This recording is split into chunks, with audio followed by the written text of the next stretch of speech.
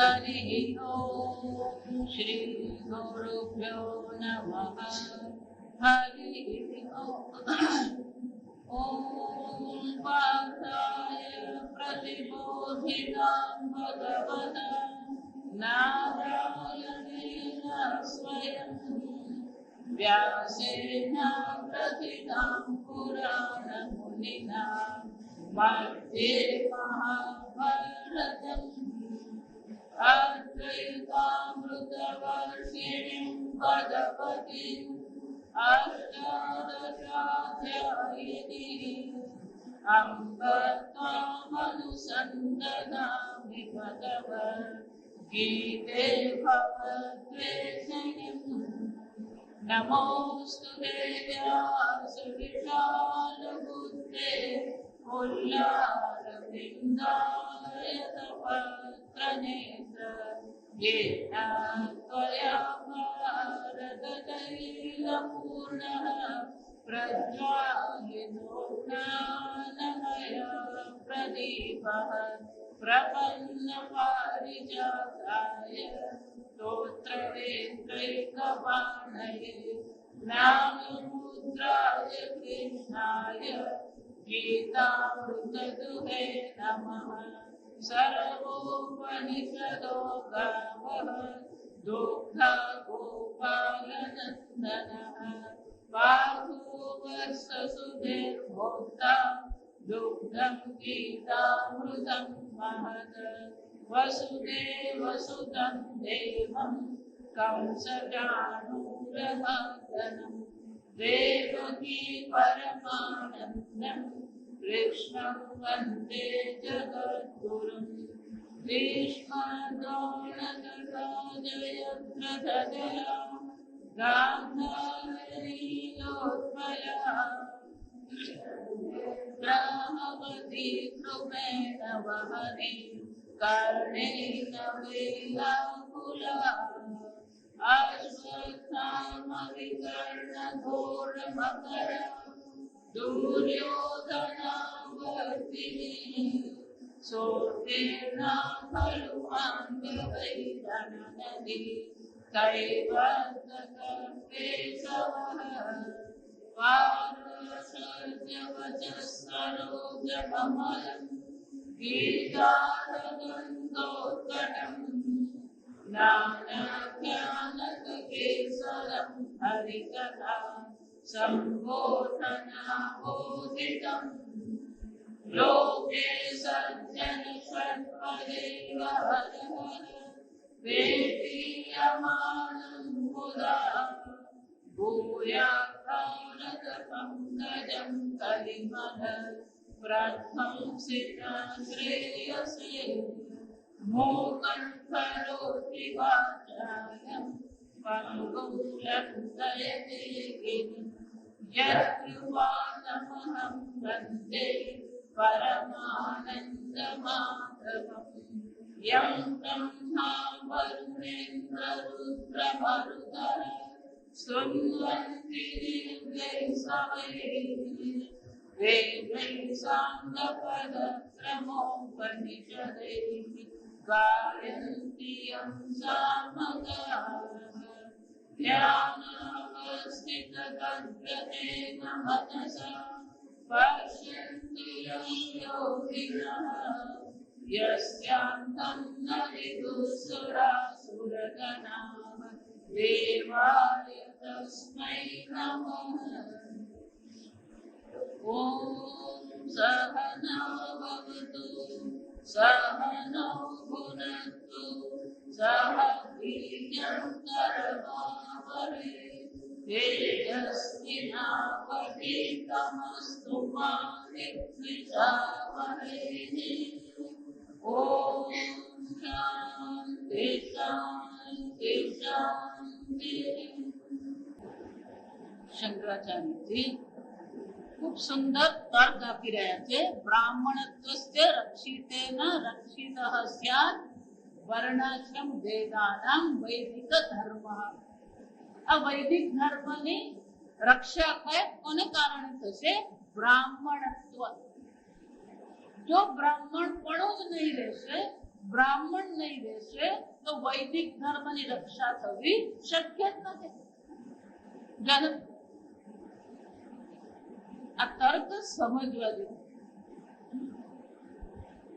કોઈ પણ સમાજ હોય એ સમાજની રક્ષા ક્યારે થાય? અહીંયા બ્રાહ્મણ એવું કહે છે મિત્ર, માત્ર બ્રાહ્મણ નહીં, બ્રાહ્મણ અને ક્ષત્રિય જો બે યોગ્ય હોય તો જ સમાજ બરાબર રહે. બ્રાહ્મણ એટલે જે અધ્યયન છે, અભ્યાસ છે, તપશ્ચર્યા છે, ધર્મ છે, અધ્યાત્મ છે. જો ધર્મ અને અધ્યાત્મ જ નહીં હોય તો પછી સમાજ રહેશે ખરો? ધર્મ જ નહીં હશે તો મનુષ્ય રહેશે ખરો? પણ ધર્મ કોને કહેવાય? અધ્યાત્મ કોને કહેવાય? શાસ્ત્ર કોને કહેવાય? ઈશ્વર કોને કહેવાય? પૂજા કોને કહેવાય? આ દરેક પ્રકારના જે પ્રશ્નો છે, માત્ર અર્થ અને કામથી સમાજ બનતો નથી. અર્થ અને કામની સાથે સાથે આ ધર્મની પણ આવશ્યકતા છે. આ ધર્મનો ઉપદેશ કોણ કરશે આપણે? એટલું જ નહીં, અધ્યાત્મ પણ છે. મનુષ્ય જીવનનું લક્ષ્ય માત્ર ધર્મ નથી. શ્રેયાર્થી શંકરાચાર્ય કહે છે મોક્ષ તો મનુષ્ય જીવનનું લક્ષ્ય છે. અને જો મોક્ષની પ્રાપ્તિ નથી તો પછી આ વૈદિક ધર્મ પણ શા કામનું? યાજ્ઞવલ્ક એટલા માટે કહી ગયા, એતદક્ષરમ અવિદિત્વા અસ્માદ્લોકાત પ્રૈતિ. આ મનુષ્ય જન્મ મળ્યા પછી એ પરમાત્મા તત્વને જો એને જાણી લીધું નથી, સકૃપણ એ કંજૂસ છે. મનુષ્ય જીવનનું લક્ષ્ય માત્ર ધર્મ નથી. ધર્મ તો છે પણ ધર્મ લક્ષ્ય નથી. પુરુષાર્થ તો શું છે? મોક્ષ છે. પણ મોક્ષ પુરુષાર્થ છે એ બતાવશે કોણ આપણને? અત્યારે આપણે બધાની હાલત કેવી છે? આ બેંગ્લોર બાજુ તમે જાઓ, ત્યાં કોઈ પણ મંદિર હોય તો મંદિરની બહાર મોટા ગણપતિ, અને ગણપતિને ભગવાનનું પેટ એ મોટું અને વિશાળ 6 ફૂટ 8 ફૂટની ગણપતિની મૂર્તિ હોય, પેટ એમનું મોટું હોય. જે બધા દર્શન કરવા આવતા હોય પછી દર્શન કરે, પછી ત્યાં બાળકો રમતા હોય. એક વાર એવું થયું કે આ બાળકો જે હોય એને અનેક પ્રકારની કુતૂહલતા હોય બાળક. તે પેલું કુતૂહલતાને કારણે એક બાળક ગણપતિ પાસે રમતો તો એને શું જોયું કે પેટ મોટું છે ને પેલી ભગવાનની તૂટી પણ એટલી જ મોટી હોય ના ભી. બાળ સહજ કુતૂહલતાથી એને શું કર્યું? ભાઈ આંગળી અંદર નાખી, જેવી નાખીને તરત જ એને ખેંચી મોઢામાં નાખી. એમાં બીજા છોકરાએ પૂછ્યું શું થયું? એટલે એને શું કીધું? પેલા એ નાખીને એને કડી પાછું કરે મોઢામાં. એટલે ત્રીજાએ પૂછ્યું શું થયું? એટલે બીજાએ પણ શું કીધું? તું પણ નાખ. કેમ? વરસાદની સિઝનને લીધે પાણી હોય ને એટલે પેલો વીછી હતો ના, એટલે જેવો પેલા અંદર આંગળી નાખી એટલે પેલો વીછી ડંખ મારે, પેલું બચ્ચું હતું નાનું એટલે ઝેર તો ચડે ને પણ ડંખ તો મારવા, એ ડંખ માર્યો એટલે મોડા. બીજાને એમ નથી કીધું કે અંદર વીછી છે, એને શું કીધું? તું નાખ જશો. ત્રીજાને પણ શું કીધું? તું પણ નાખ જા. આપણી હાલત આવી જ છે.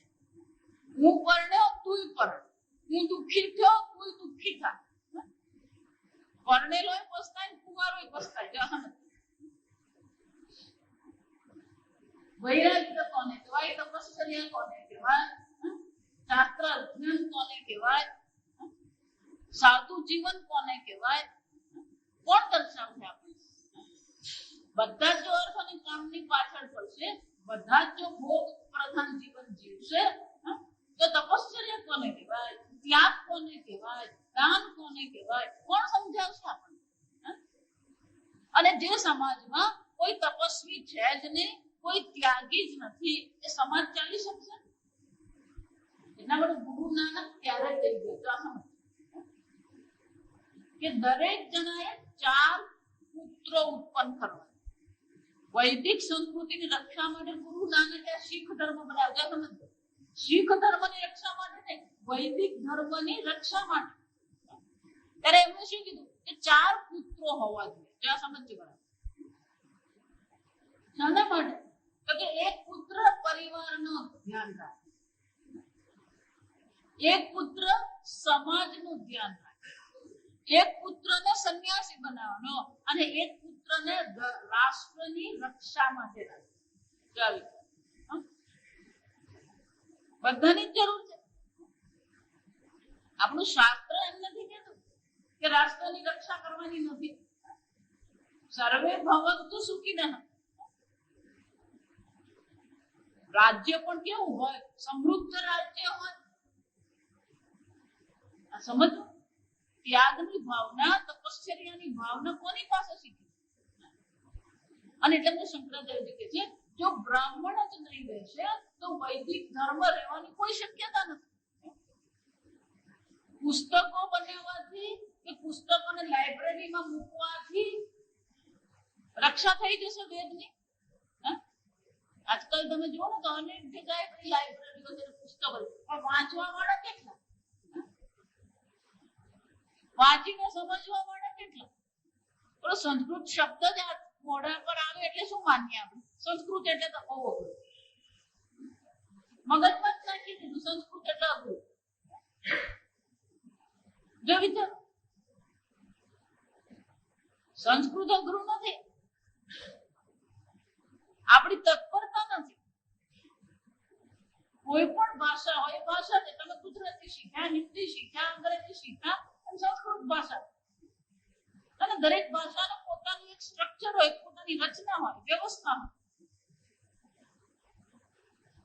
જો એટલે શંકરાચાર્યથી બહુ સુંદર, બહુ વિશાળ પ્રકારથી ફક્ત અહીંયા ઘડી જાતિવાદ કે કોમવાદની વાત નથી. બ્રાહ્મણત્વ કીધું, એટલે બ્રાહ્મણ કીધું જ નતું તો આપણે ત્યારે વિચાર્યું, પણ શું કીધું? બ્રાહ્મણ પણ. ચોથા અધ્યાયમાં આવશે ત્યારે ભગવાન કહે છે કે વર્ણની રચના મેં કરી. ત્યારે શંકરાચાર્યજી બહુ સુંદર રીતે ચર્ચા કરે છે કે બ્રાહ્મણ કોને કહેવાય?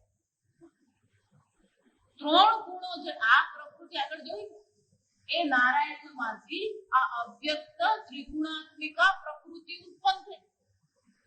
એ ત્રિગુણાત્મિક જે પ્રકૃતિ છે, એ પ્રકૃતિ સંપૂર્ણ જગતમાં છે. કોઈ વસ્તુ આ જગતમાં ગુણ રહિત છે જ નહીં. દરેક વસ્તુમાં આ 3 ગુણ રહેલા જ છે. પણ ત્યાં શંકરાચાર્ય બહુ તર્કબદ્ધ રીતે સમજાવે કે 3 ગુણ જો હોય તો 3 ગુણમાં એકની પ્રધાનતા હોવાની છે. તો 3 ગુણને જો આપણે કોમ્બિનેશન કરીએ તો આપણી પાસે 6 પ્રકારથી આવે. જો સમજો, 3 હોય અને 3 ને જો આપણે કોમ્બિનેશન કરવા હોય તો 6 શક્યતા રહી છે. પહેલી શક્યતા કઈ છે? કે સત્વ પ્રધાન હોય, એના પછી રજસ હોય અને એને પછી તમસ હોય. બીજી શક્યતા કઈ? સત્વ પ્રધાન હોય, એના પછી તમસ હોય અને એના પછી રજસ હોય. પછી રજો પ્રધાન હોય, એની પાછળ સત્વ હોય અને પછી તમો ગુણ ત્રીજા સ્થાને. એ જ રીતે રજો પ્રધાન હોય, તમો ગુણ બીજા સ્થાને અને ત્રીજા સ્થાને રજો ગુણ. એ જ રીતે તમો ગુણની પ્રધાનતાથી તમો ગુણ, સત્વ ગુણ અને રજો ગુણ, અથવા તમો ગુણ, રજો ગુણ અને સત્વ ગુણ. સત્વ એટલે એસ, તો આટલું કરીએ. રજસ એટલે આર અને તમો ગુણ એટલે ટી, એસ આર ટી. તો એસ આર અને ટી શક્ય છે, પણ એસ ટી આર શક્ય છે. સત્વ ગુણ પછી તમો ગુણ બીજા સ્થાન પર આવી શકે? સત્વની પ્રધાનતા હોય તેમ બીજા સ્થાને તમો ગુણ આવી શકે? નહીં આવી શકે. એટલે બીજું કોમ્બિનેશન શક્ય નથી. એ જ રીતે તમો ગુણની પ્રધાનતા હોય તો બીજા સ્થાન પર સત્વ આવી શકે? નહીં આવી શકે. તો 6 જે શક્યતા છે એમાંથી 2 શક્યતા ઉડી ગઈ. રહી કેટલી શક્યતા? 4 જ. સત્વ પ્રધાન, રજોગુણ અને તમોગુણ. રજોગુણ, સત્વ પ્રધાન, સત્વ અને તમોગુણ. રજોગુણ, તમોગુણ અને સત્વ. અને છેલ્લું કયું છે? તમોગુણ, રજોગુણ અને સત્વગુણ. આ 4 જ છે. એટલે શંકરાચાર્ય બહુ સરસ કે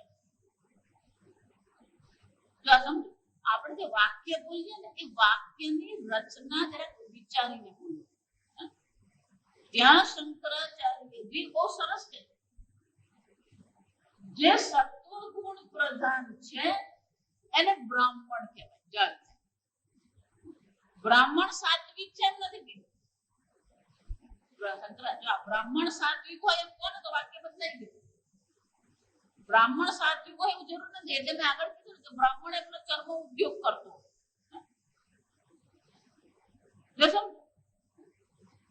બ્રાહ્મણ કુળમાં જન્મ્યો છે. દ્રોણાચાર્યને એવું હતું, બ્રાહ્મણ કુળમાં જન્મ્યા. દ્રોણાચાર્ય આચાર્ય તરીકે બરાબર હતું, ધનુર્વિદ્યા શીખવી બરાબર હતું. પણ જ્યાં હાથમાં તીર ને કામઠું લઈને યુદ્ધ ભૂમિમાં પહોંચી ગયા, એ શું છે? યુદ્ધ શીખવવું દ્રોણાચાર્યનું કર્તવ્ય છે, યુદ્ધ કરવું દ્રોણાચાર્યનું કર્તવ્ય નથી. આ સમજ જો વિચારો. પણ દુર્યોધનના પ્રભાવમાં એવા હતા કે દુર્યોધનને ના પાડી શક્યા. સમજવા એટલે શંકરાચાર્ય શું કે સત્વ પ્રધાન જે છે એને બ્રાહ્મણ કહેવામાં આવે. સત્વ પ્રધાન કોને કહેવામાં આવે? આ સત્વ ગુણ કેવો છે? જ્ઞાન સંગેન સુખ સંગેન જો બદનાતિ.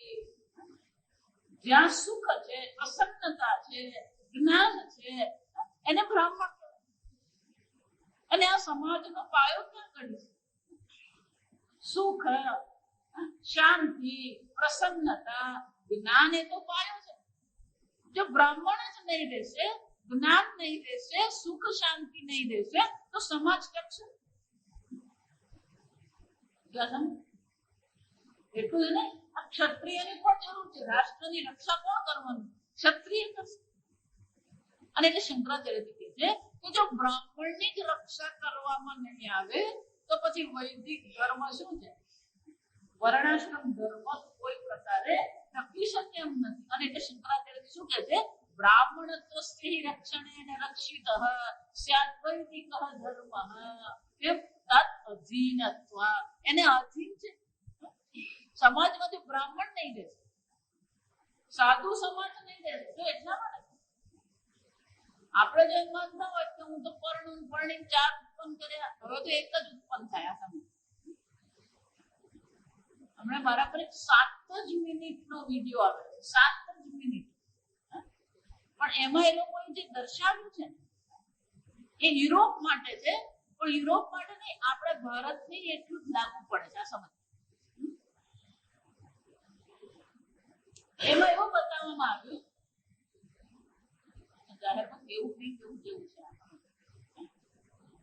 કે કોઈ પણ સંસ્કૃતિ, કલ્ચર, કોઈ પણ સંસ્કૃતિની તમારે રક્ષા કરવી હોય તો સંસ્કૃતિ આવતી પેઢી સુધી પહોંચવું હોય તો તમારી વસ્તીનો વધારો 2.5 હોવો જોઈએ. સમજી વસ્તી વધારો કેટલો હોવો જોઈએ? 2.5 કે એટલે પછી 3 જ કરવાનો કે અઢી છોકરા ઉભા નહીં થયા. એનો અર્થ શું થાય? 2 કરીએ ને તોય સંસ્કૃતિ ટકવાની શક્યતા ઘટી જાય. અને એમાં 1 કરીએ તો શું થઈ જાય? જો વિચારે, જો માતા પિતા 2 છે, એમાંથી 1 છોકરો થયો, એનો અર્થ શું થાય? જો બધા જ 1 છોકરો કરે તો વસ્તી શું થઈ જવાની? આવતી પેઢીમાં જ વસ્તી 50% થઈ ગઈ. એટલે 25 જ વર્ષમાં એની સંસ્કૃતિની વસ્તી કેટલી થવાની? 50% થઈ ગઈ. તો બીજા 40 વર્ષમાં એ સંસ્કૃતિ શું થશે? નાશ પામે. અને 2 હોય તો એટલા જ રહે, પણ એટલા રહેશે નહીં. કેમ? કે રોગચાળો આવે, મૃત્યુ થાય, અકસ્માત થાય. એટલે 2 હોય તો મુશ્કેલી છે. જો હું વારંવાર એટલે હું 2 ને 3 ને ને 4 જોઈએ. હું વારંવાર વર્ષોથી કહેતી હતી કે એક બાળકનો શું થવાનું, આપણી સંસ્કૃતિ શું થવાની, બચી જવાની. તમને ખ્યાલ આવે છે? એટલા માટે કહું કે સરકાર જે સ્લોગન આપે છે, આપણે સરકારનો વૈદિક ભારતીય સંસ્કૃતિનો સ્લોગન નથી. આ સમજો, અમે બેન અમારા બે સુખી પરિવાર. સુખી પરિવાર, અમે બેન અમારો એક, હમ દો હમારા એક. એનો શું થવાનું, બધા જો એક કરશે તો 40 વર્ષમાં કેટલા થઈશું. અને બીજી સંસ્કૃતિ વાળા છે, એ લોકો શું કરે છે, એ હમ દો હમારા એક નથી, હમ 5 હમારે 25. જો વિચાર, આજે યુરોપની હાલત એવી છે કે યુરોપની જે એ લોકોના પોતાના દેશની જે વસ્તી છે, ઓરિજિનલ યુરોપિયન છે, ઇટાલિયન જે ઓરિજિનલ છે, ફ્રેન્ચ જે ઓરિજિનલ છે, સ્પેનના લોકો જે ઓરિજિનલ છે, આ સમજો ભાઈ. આજે એ લોકોની વસ્તી 40% થઈ ગઈ છે. કેમ? કારણ કે એ લોકોની વસ્તીનો વધારો 1.6 અને 1.3 છે. એનો અર્થ શું? 25 વર્ષમાં એ લોકોની સંસ્કૃતિ શું થવાની, નાશ પામવાની. એટલે સરકાર હવે મોટે ઉપાડે ચર્ચા કરી રહી છે, પણ આ જે વિશ્લેષણ કરવામાં આવ્યું, એ વિશ્લેષણ એમ કે છે કે એકવાર 1.5 જો થઈ ગયું તમારી વસ્તી વધારો, તો એને તમે પાછું રિવર્સ કરી શકો એમ નથી. વિચારી, એ 1.5 જો વસ્તી વધારો છે, તો એને ફરીથી 2 ને 3 કરવું શું છે, અઘરું છે. એટલા માટે હું બધાને કહું, 1 નહીં 2 ને 3 તો જોઈએ, તો જ તમારી સંસ્કૃતિ કરશે. વિચારો તો જો, હું વારંવાર લોકોને જે કહું કે જે થઈ ગયું છે તે થઈ ગયું છે, પણ હવે પછીની પેઢીને તમે 1 પર કે 2 પર અટકવા દેશો નહીં. મહેરબાની. સંસ્કૃતિની રક્ષા ક્યારે થશે? ફક્ત મા બાપ હશે તો સંસ્કૃતિની રક્ષા નહીં થાય. વિચારો, તમારા મા બાપની ઉપરાંત બીજા 4 જણા છે તમારી. મામા છે, માસી છે, કાકા છે અને ફોઈ છે. 2 બાળકો હશે તો શું થશે? એના જ્યારે લગ્ન થશે, જો 2 ભાઈ છે તો કાકા મળશે, કોઈ નહીં મળે. અને એ જેની પત્ની છે, જો 2 બહેનો છે તો માસી મળશે, પણ કોણ નહીં મળે? મામા નહીં મળે. એનો શું થવાનું? 2 હશે ને તો આ 4 સંબંધોમાંથી 2 સંબંધો શું થઈ જવાના? નીકળી જવાના. જો વિચાર, આજે ઘરમાં લગ્ન નીકળે ને એટલે કોણ આવે પેલું? કાકા છે, કોઈ છે, માસી છે, મામા છે. પણ હશે જ નહીં તો શું કરવાનું? જો વિચાર, સંસ્કૃતિની રક્ષા જ કેવી રીતે થશે?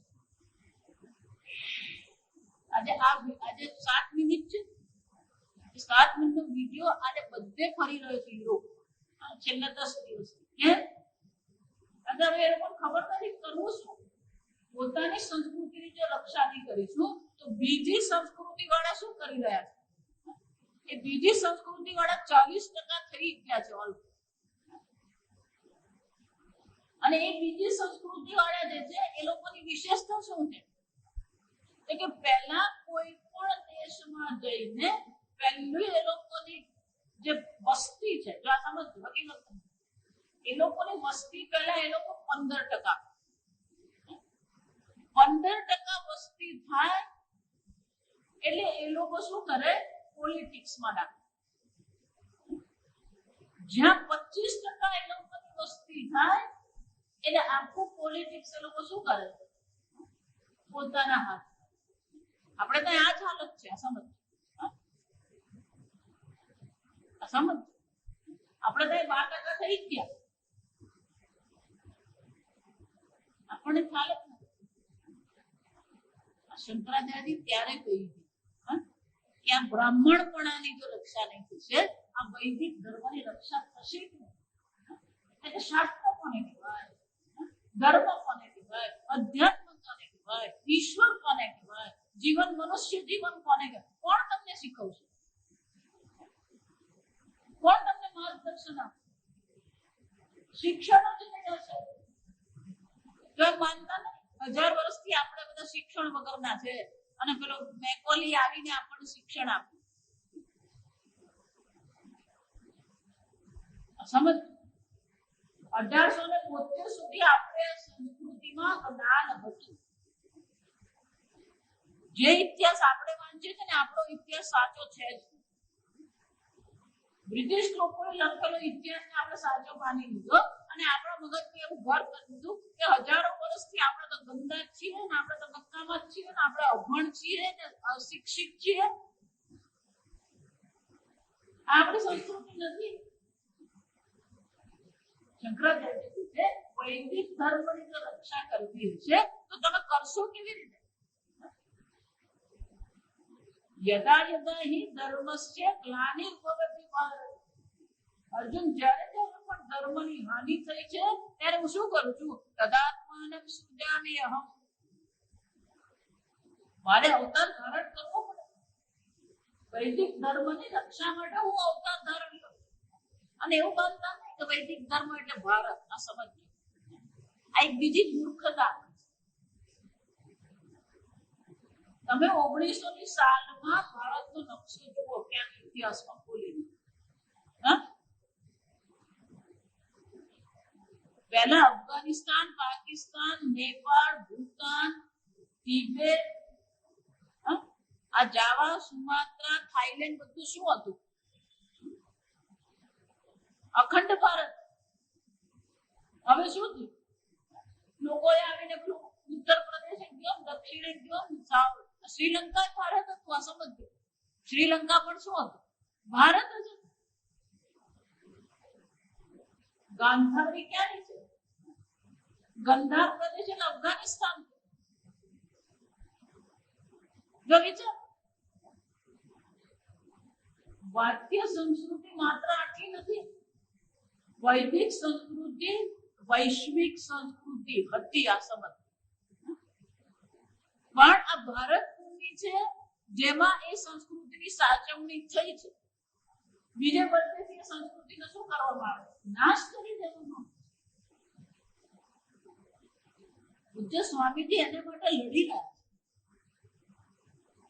પૂજ્ય સ્વામીજી એને માટે કામ કરી રહ્યા છે. 80 વર્ષે કામ કરે, 50 વર્ષે તો હું ઘટો થઈ ગયો. 80 વર્ષે સ્વામીજી આટલું કામ કરે છે ને આપણે 50 વર્ષે હવે તો આપણે શું કરવાના છે? નવરા બેઠા, બસ હવે ટીવી જોઈએ, પંચાયતમાં બેઠા, નિરાશાવાદી થઈ ગયા. શાની નિરાશાવાદી? આપણે ઘણું બધું છે. સમાજમાં સેવા કરો, ધર્મની સેવા કરો, મંદિરમાં જાઓ, ઘણું કરવાનું. સમજો, શંકરાચાર્ય કહે છે આ વૈદિક ધર્મની રક્ષા કોણ કરશે? અને વૈદિક ધર્મ જ નહીં રહેશે. જો વિચારી તો પછી મનુષ્ય રહેશે ખરો? વિચાર. એટલા માટે મેં પહેલે દિવસે કીધું ને, સ્વાધ્યાય પ્રવચનાભ્યામ ન પ્રપદિત. પણ શાસ્ત્ર અધ્યયનમાં કેટલા ને પૂછી છે? વિચાર. શંકરાચાર્ય કહે છે આ બ્રાહ્મણપણું જ નહીં રહેશે તો વૈદિક ધર્મની રક્ષા થવી અશક્ય છે.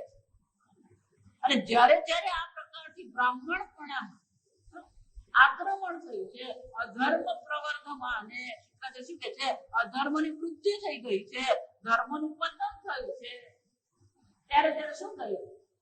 એક પ્રકારથી દ્વાપર યુગમાં જ્યારે અધર્મ વધી ગયો, ધર્મનો નાશ થવા માંડ્યો, ત્યારે ભગવાને શું કર્યું? કૃષ્ણ સ્વરૂપે જન્મ લીધો. કૃષ્ણ કિલ સંબભૂવ, કે કૃષ્ણ ભગવાનનો જન્મ થયો. પણ આ ભગવાનનો જન્મ થયો એટલે અમારે તો ગુરુ જ ભગવાન.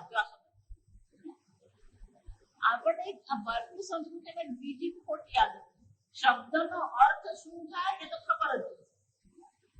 અને ગમે તેની સાથે ગમે તે શબ્દ આપણે જોડી જ દેતા હોય.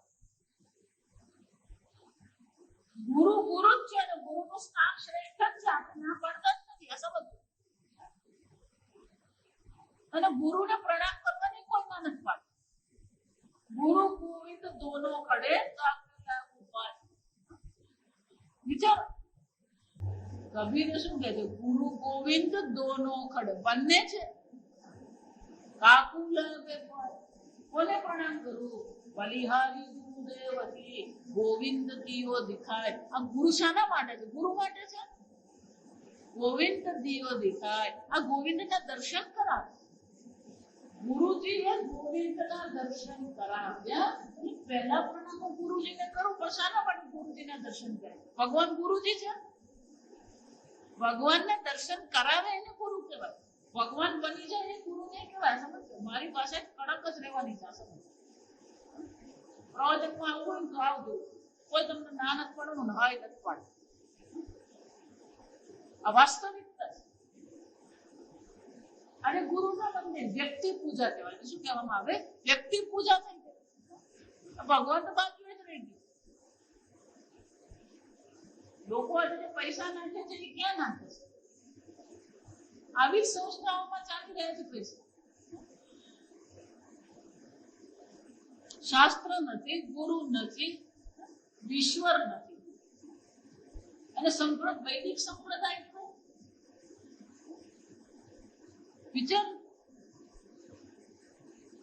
કૃષ્ણ સ્વરૂપે જન્મ થયો તો કોણે જન્મ ધારણ કર્યો? ભગવાન નારાયણે કૃષ્ણ સ્વરૂપે જન્મ ધારણ કર્યો શંકરાચાર્ય.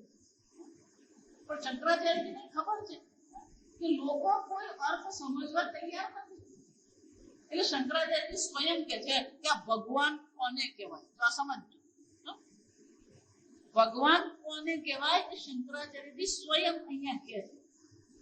સચ ભગવાન. એ ભગવાન કોણ? ભગવાન છે. સચ ભગવાન એટલે કે એ ભગવાન છે. કોણ ભગવાન છે? જ્ઞાન, ઐશ્વર્ય, શક્તિ, બલ, વીર્ય, તેજોભિઃ સદા સંપન્ન. ચાલો આ વ્યાખ્યા કરવા જાઓ એટલે બધા ગુરુઓ શું થઈ જાય? હું ના નથી પડતી. ગુરુને શરણે રહેવું સારામાં સારું. ફક્ત એટલું જ કહું છું કે ગુરુને ભગવાન બનાવવાની, ગુરુના મંદિર બનાવવાની જરૂર નથી.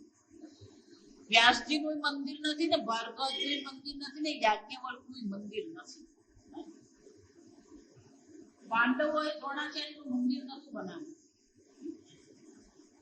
પાંડવોએ દ્રોણાચાર્યનું મંદિર બનાવ્યું.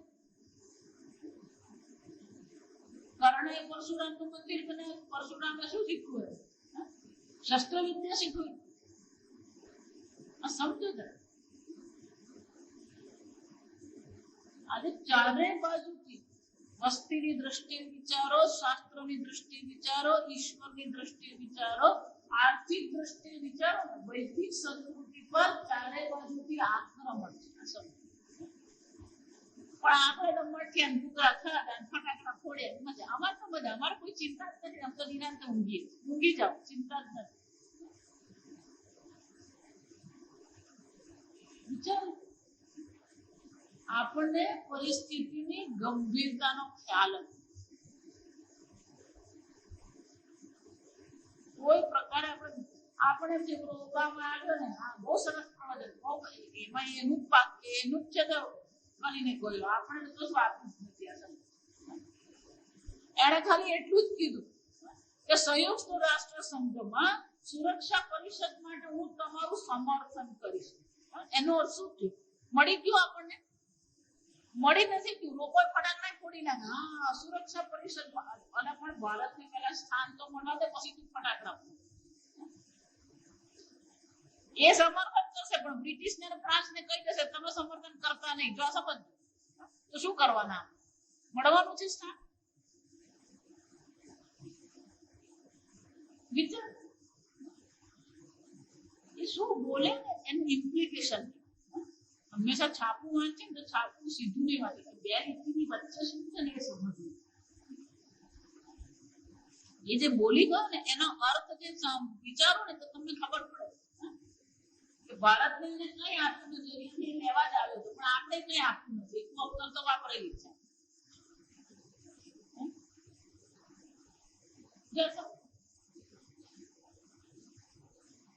કોણ સંસ્કૃતિની રક્ષા કરશે? કોને ભગવાન કે જ્ઞાન એ મુખ્ય શબ્દ સદા સંપન્ન. સદા સંપન્ન એટલે શું છે? હંમેશા આ 6 વસ્તુ કહેવાય: ઐશ્વર્ય, જ્ઞાન, વિદ્ય, વૈરાગ્ય, શ્રી, યશ, ષડેતિ ભગ. ધનવાન કોને કહેવાય? સંસ્કૃત ભાષામાં મતુ પ્રત્યે શ્રીમાન એમ કહીએ. પછી એનું સ્ત્રી શ્રીમંત મતુ પ્રત્યે. એ મત નો પછી વત થઈ જાય, ભગવત, ધનવત. પણ ધનવાન કોને કહેવાય? અને ગજવામાં 100 રૂપિયા છે એટલે ધનવાન થઈ ગયો. બેંકમાં 5000 રૂપિયા છે એટલે ધનવાન થઈ ગયો. ધનવાન કોને કહેવાય? ત્યાં પાણીની મુનિ કહે છે કે આ કોને બધું પ્રત્યે લગાવો, જેની પાસે વિપુલ પ્રમાણમાં અઢળક, એને આપણે ગુજરાતી શું કહેવાય? અઢળક ધન હોય તો પછી એને ધનવાન કહેવાય. ગુણવાન કોને કહેવાય? 2 વાર આહવા દાન જઈને સેવા કરી આવ્યો એટલે ગુણવાન બની ગયો. દયાવાન કોને કહેવાય? કૂતરાને રોટલી ખવડાવી દયાવાન બની ગયો. દયા જેનો સ્વભાવમાં ગુણ એટલે કે ગુણવાન છે. અઢળક પ્રમાણમાં હોય તો જ એને પેલું વાન પ્રત્યે લગાવે. આ ભગ કોને કહેવામાં આવે? આ 6 પ્રકારના ભગ. ઐશ્વર્ય, ઐશ્વર્ય એટલે શાસન કરવું. પહેલું શંકરાચાર્ય શું કહે છે? જ્ઞાન. જ્ઞાન પણ અઢળક એટલે શું છે? સર્વજ્ઞ હોવા જોઈએ. જ્ઞાન એટલે પૂર્ણ જ્ઞાન જેની પાસે છે. આપણું આ 6 આપણી પાસે છે. આ સમજ, દરેક મનુષ્યમાં આ 6 છે, પણ પૂર્ણ પ્રમાણમાં પણ નથી અને સદા સંપન્ન પણ નથી. કેમ? આ બજારમાં જાવ છો, દરેક બટાકા લેતા આવો, ઘરે આવે તો શું છે? ભૂલી ગયો. આ આપણું જ્ઞાન, આપણી બુદ્ધિ. સદા સંપન્ન પૂર્ણ જ્ઞાન જેનામાં છે. ઐશ્વર્ય, શાસન કરવું. ઐશ્વર્ય શું કહેવાય? શાસન.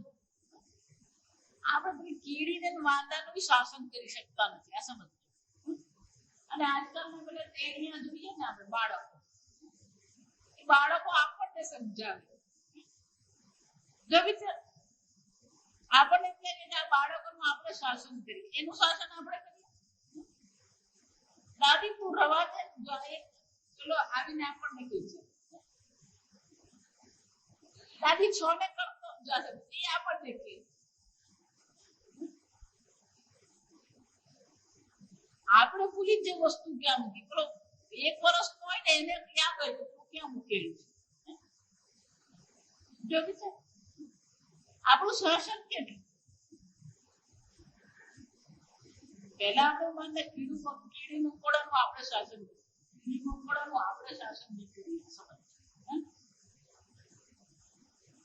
તમે 8મે માળે રહેવા જાવ ને, કીડી 8મે માળે આવે, એનો અર્થ શું છે?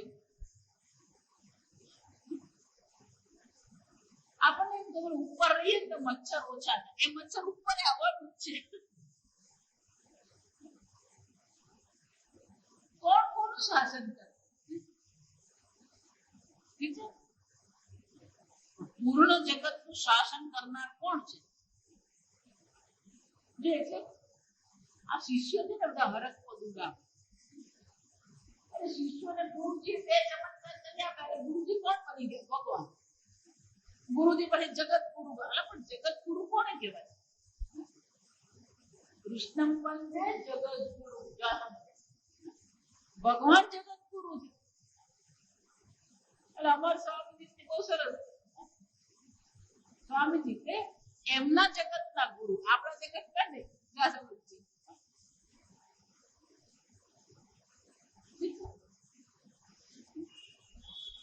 જ્ઞાન ઈશ્વર કોનું શાસન કર્યું? શાસ્ત્ર કે છે પોતાના મનનું તો શાસન કરી શકતા નથી, પોતાની ઇન્દ્રિય પર તો નિયંત્રણ નથી, એ આ જગત નું શાસન કરવાનો.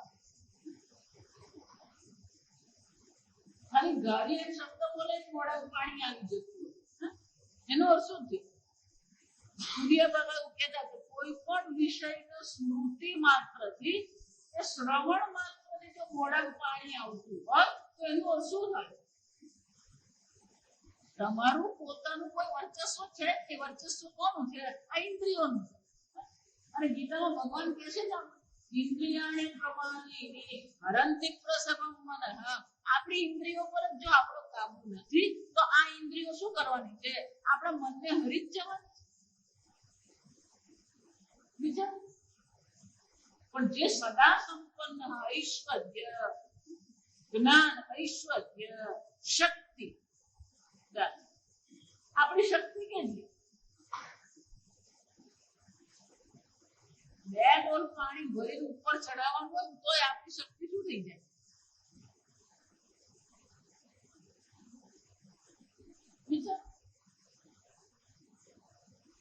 આપણું બળ કેટલું, આપણું વીર્ય કેટલું? શ્રી શ્રી એટલે સંપત્તિ, આપણી સંપત્તિ કેટલી? યશ આપણી કીર્તિ કેટલી? આ બધા મોટા મોટા તમે સભામાં જાઓ ને, પ્રસિદ્ધ પંડિત આવે. પ્રસિદ્ધ કોણ? અહીં વલસાડમાં કોઈ બાપ ઓળખતો નથી, પ્રસિદ્ધ કહેવાય. જગતના પ્રસિદ્ધ મહાત્મા, એ જગતમાં વલસાડ આવે કે નહીં આવે? શું પ્રસિદ્ધિ આપે? યશ કેટલો આપે? કીર્તિ કેટલી આપે? જો વિચાર, અમેરિકામાં કોકના ઘરે ગયું, ડોક્ટર છે બહુ મોટા, યુવાન સાધુ એમને ત્યાં, હવે એમને બધા પ્રચાર શું કર્યો?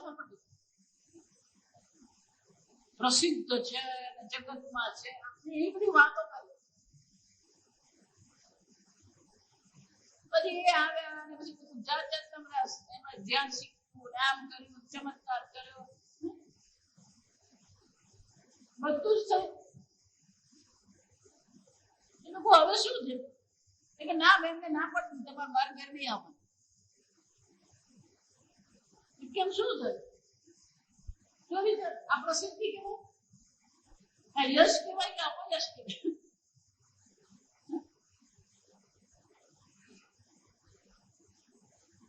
હમણાં જે લોકો વિશ્લેષણ સર્વે કરે,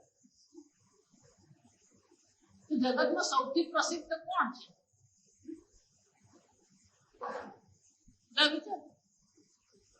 તો સૌથી પ્રસિદ્ધ બિન લાદેન છે. યશ કહેવાય કે અપયશ કહેવાય?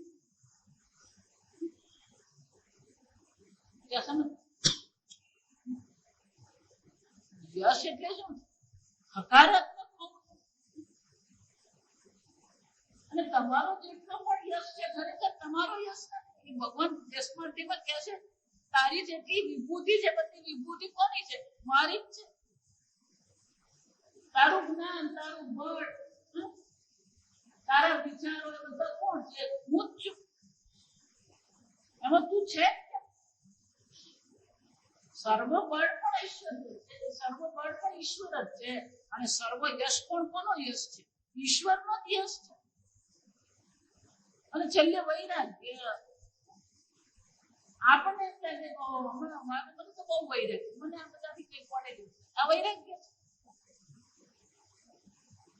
વૈરાગ્ય ક્યારે કહેવાય? કોઈ પણ પ્રતિકૂળતામાં તમારું મન ખિન્ન નહીં થાય, તમારું મન વિચલિત નહીં થાય તો બધી વૈરાગ્ય કહેવાય. આ સમજ, આ કપડા પહેરે એટલે વૈરાગ્ય નહીં થઈ જાય.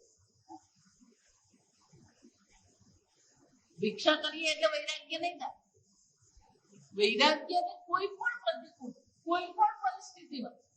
મીરાબાઈ ભજનમાં શું કહે છે?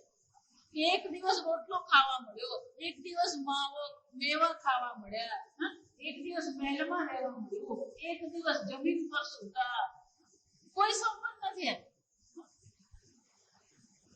કરુતલ વાસઃ કરતલ ભિક્ષા કરુતલ વાસઃ. જો વિચાર, બાહ્ય પરિસ્થિતિ પરની તમારા મન પર કોઈ અસર પડતી નથી તો એ વૈરાગ્ય કહેવાય. પણ આપણી હાલત તો શું છે? પેલો ફટાકડો ફોડે ને આપણી બુદ્ધિ બગડે. એનો અર્થ શું થાય? નાની નાની વસ્તુ પણ આપણા મનને શું કરે? વિચલિત કરી જાય. ભગવાન કેવા છે? વિચલિત થાય છે. ભગવાને ક્રોધ કર્યો. આ મનુષ્ય આટલું કરી રહ્યો છે તો પણ ભગવાન તો શું કરી રહ્યા? ધારો કે કોઈને તમે 5,000 ની મદદ કરી અને પછી કોઈક લગ્નમાં તમે ભેગા થઈ ગયા અને જેને તમે 5,000 રૂપિયા આપ્યા એ તમારી સામું જોતો નથી, તમારી બાજુમાંથી પસાર થઈ ગયો, તમને કેમ છો એ પૂછ્યું, તો તમને શું લાગે? હામું જોતો હશે.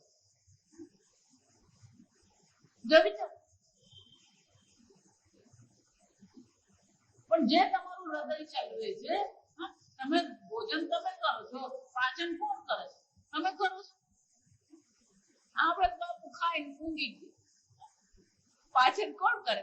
અહમ વૈશ્વાનરો ભૂત્વા પ્રાણીના દેહમાશ્રિતઃ. ભગવાન કહે છે હું તો ખાઈને ઊંઘી ગયો, હું આખી રાત શું કરું છું? પાચન કરું છું. એટલે સવારે તું ઉઠે ત્યારે તને ભૂખ લાગે. આખી રાત ભગવાન રાત પાડી કરે કે તમને સવારે ભૂખ લાગે. તમારો શ્વાસ તમે ચલવો છો. જો વિચાર, તમારો શ્વાસ ચાલી રહે છે, પેટમાં પાચન થઈ રહ્યું છે, તમારું હૃદય ચાલી રહ્યું. જ્યારથી હૃદય બન્યું, માના ગર્ભમાં તમે હતા અને તમારું 1 સેન્ટીમીટર નું હૃદય હતું, ત્યારથી હૃદય શું થઈ ગયું? ધબકી રહ્યું.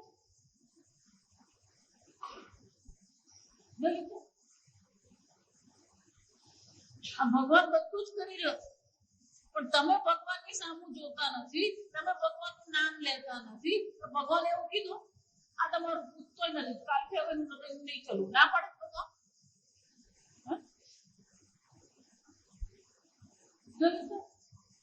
આને વૈરાગ્ય કે તમે ભગવાનને જાણવાનો પ્રયત્ન કરતા નથી, ભગવાન સામે જોતા નથી, અને છતાં ભગવાન તો શું કરી રહ્યો છે? એ ભગવાન કોણ છે એ જાણવાની આપણને પડી નથી. એના ફ્રેન્ડ થી ઉપર મૂકી દીધો. કેમ? અહીંયા મારે જે કરવું એ કરવું પડે.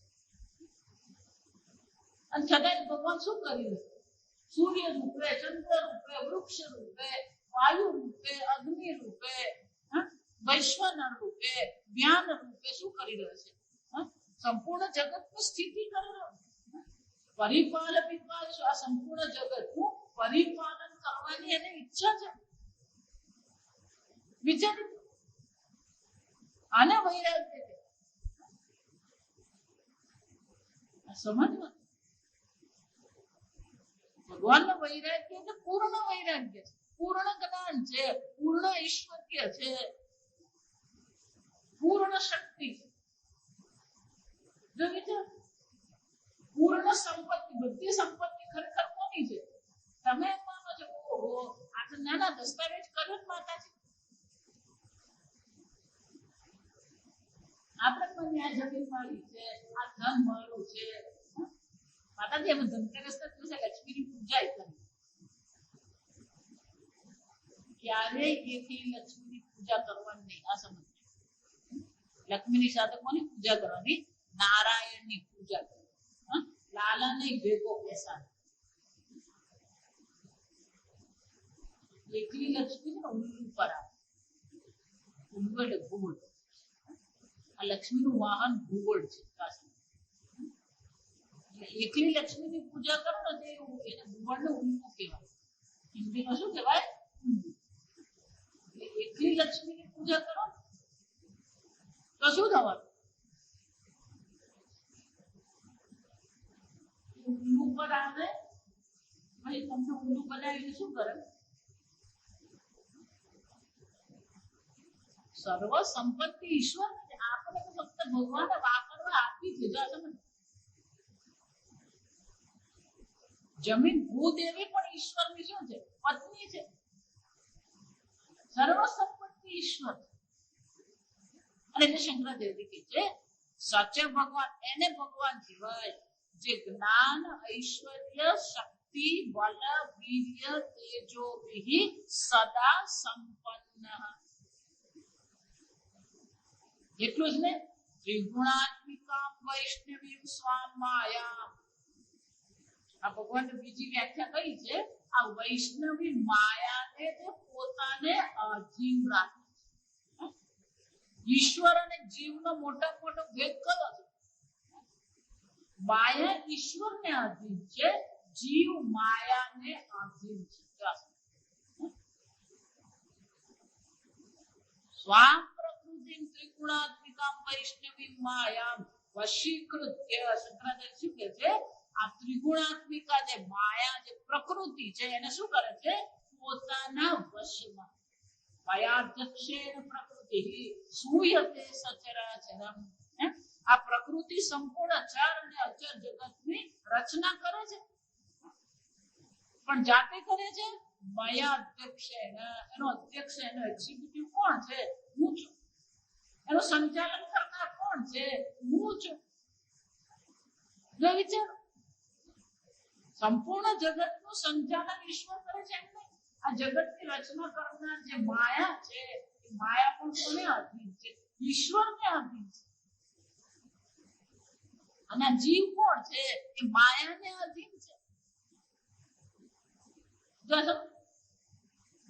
અને શંકરાચાર્ય શું કહે છે?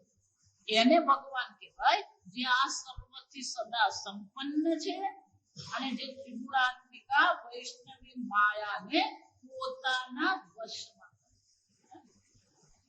આ અવતાર ભગવાન ધારણ કરે. અજોપી સન્નભ્યાત્મા ભૂતાના ઈશ્વરો વિસન પ્રકૃતિ સ્વામ અધિષ્ઠાય. હું અજર નિત્ય છું, જન્મ રહિત છું, છતાં પણ મારી માયાને મારા વશમાં કરીને હું શું કરું? આ જન્મ ધારણ હું કરું છું. શંકરાચાર્ય કહે છે આ તો ભગવાનના જે લક્ષણો છે એ ખરેખર સ્વરૂપ નથી, ભગવાનના લક્ષણો. ભગવાનનું સ્વરૂપ તો શું છે? અવ્યય, અજહ, ભૂતાનામ ઈશ્વર. સમજો, મેં આગળ કીધું છે એક એક વાક્ય છે ને એક એક ગીતાના શ્લોક છે. અજોપી સન્નભ્યાત્મા ભૂતાનામ ઈશ્વરોપી સન્ન પ્રકૃતિ સ્વામ અધિષ્ઠાય સંભવામિ યુગે યુગે. જો હું આ જન્મ ધારણ કરું છું. એટલે શંકરાચાર્ય કહે છે આ પ્રકારથી ભગવાન પોતાની જ માયાને પોતાના વશમાં કરીને અવ્યય, અજહ, સર્વભૂતોના ઈશ્વર હોવા છતાં પણ અને સ્વરૂપથી કેવા છે? નિત્ય શુદ્ધ બુદ્ધ મુક્ત સ્વભાવ અપી સન્ન સ્વમાયયા દેહવાન ઈવ જાત. જાણે કે હું દેહવાળો હોઉં એ પ્રકારે શું કરે છે ભગવાન? ધારો કે જાણે કે દેહવાળા હોય એ પ્રકારથી ભગવાન આ દેહ ધારણ કરે છે. જીવ કર્મને અધીન થઈને જન્મ ધારણ કરે છે અને ભગવાન માયાને પોતાને અધીન કરીને દેહ ધારણ કરે છે. અને એટલે શંકરાચાર્ય કહે છે પોતાની જ માયાને પોતાના વશમાં કરીને પોતાની માયાથી દેહવાન ઈવ જાત. જાણે કે ભગવાને જન્મ ધારણ કર્યો, પણ શાના માટે જન્મ ધારણ કર્યો? ભોગ અનુગ્રહમ કુર્વન ઇવ લક્ષ્યતે. એમનું લક્ષ્ય એટલે કે એમનો ધ્યેય શું? આ દેહ શાના માટે ધારણ કર્યો? લોકો પર અનુગ્રહ કરવા માટે, લોક કલ્યાણ કરવા માટે ભગવાન શું કરે છે? આ જન્મ ધારણ કરે છે. ભગવાનને પોતાને જન્મ ધારણ કરવા માટે કોઈ પ્રયોજન નથી. આ સમજો. ભગવાનનું પોતાનું પ્રયોજન છે? ભગવાનને કોઈ પ્રયોજન નથી. એટલા માટે ભગવાન કહે છે